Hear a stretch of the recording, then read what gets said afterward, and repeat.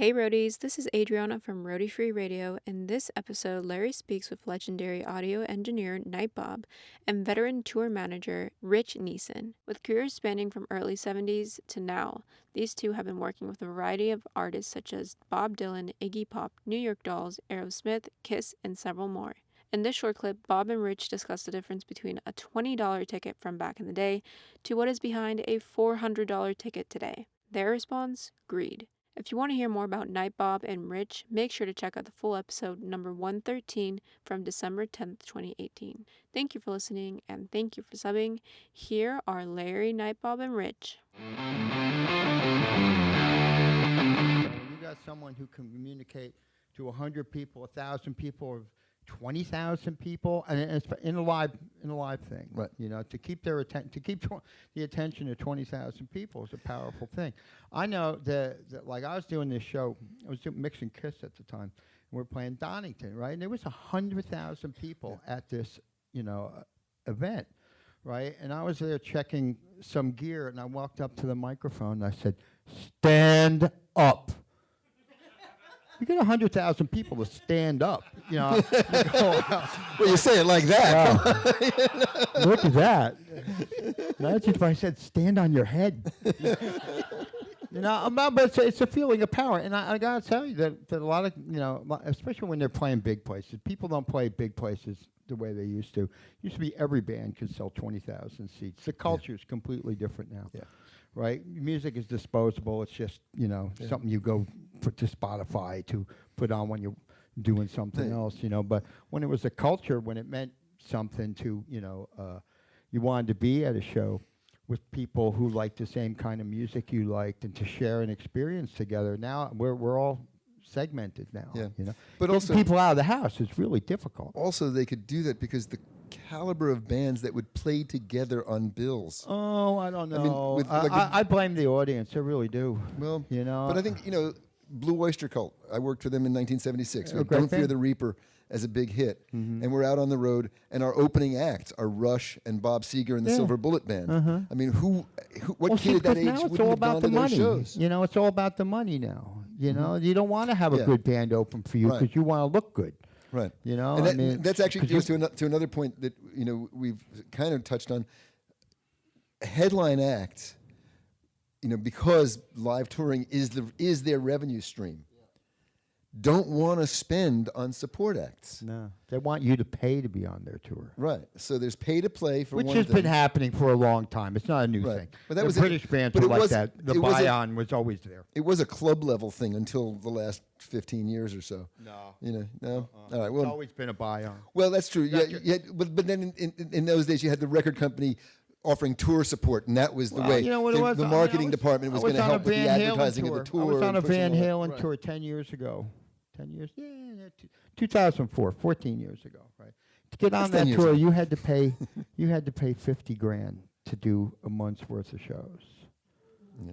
$50,000, right? This is a band that's selling, that's making like easily anywhere from $250,000 to $1 million a show, right? Yeah. But in order for the honor to be abused by the Van Halen audience, you had to, because who didn't want to hear anything but Van Halen? But my So point it was kind of a moot point. You're spending a lot of money and getting no payback out of it. right. But my point was that in years gone by, there were higher caliber acts, more in supporting roles. I think there's plenty of high caliber acts. I think the audience doesn't give a fuck.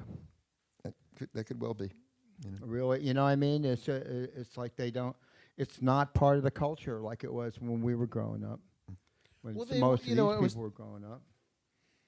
in a recent interview I was talking about that with someone that, back then, 60s, early 70s, whatnot, these were happenings. These things. It also didn't cost $200 to go see a show either. Right. There's that. I mean, that's a big. Right. I paid $5 to see three bands in 1970, right? And if I wasn't sure about them, I could sit in the balcony for $250.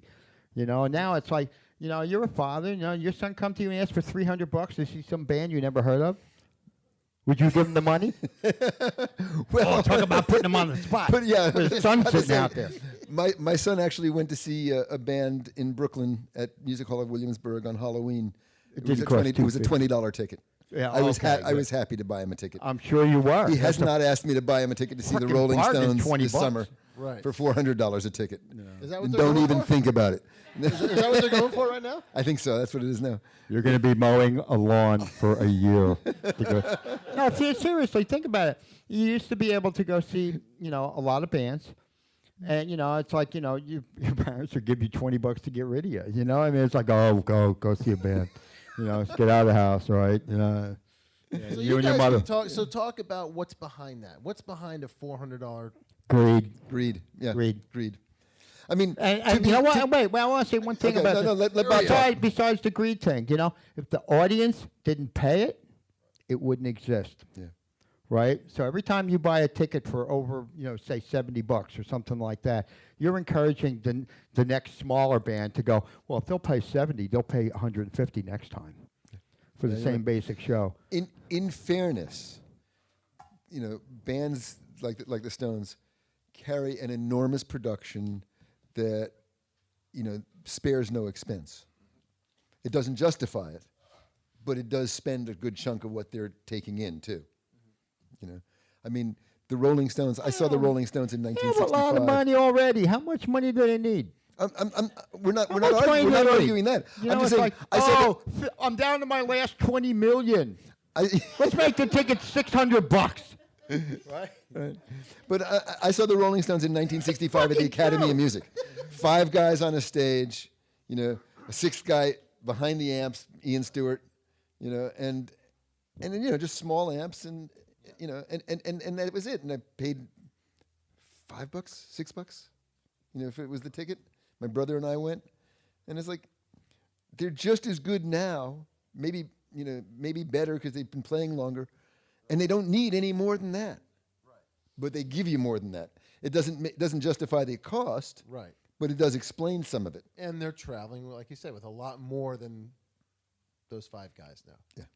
I mean, if you go see a U2 show, right, it's a massive set thing. Yep. 2 of them, because they got to relay that across the Now, country. there's we could spend a lot more time than we have discussing the use of technology in these shows. Sure. And how much, how much expensive stuff goes into it.